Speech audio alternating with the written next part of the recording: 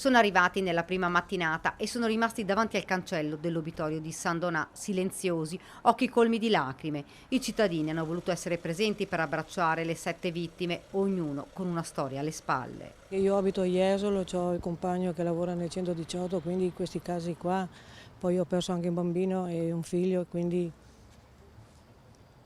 per un dolore di una mamma è immenso. Mi dispiace tantissimo che purtroppo queste cose non devono accadere, ma è una strada, purtroppo, io ho mio nipote che ci lavora sempre su quel tratto lì, mi dice sempre che è molto pericoloso. E oggi lei ha voluto essere qui presente per salutarli? Volevo salutare, sì, perché so cosa vuol dire. A me è morta una sorella, un incidente tanti anni fa, e so cosa vuol dire. Sarebbe meglio evitarle queste cose qua e la politica dovrebbe interrogarsi.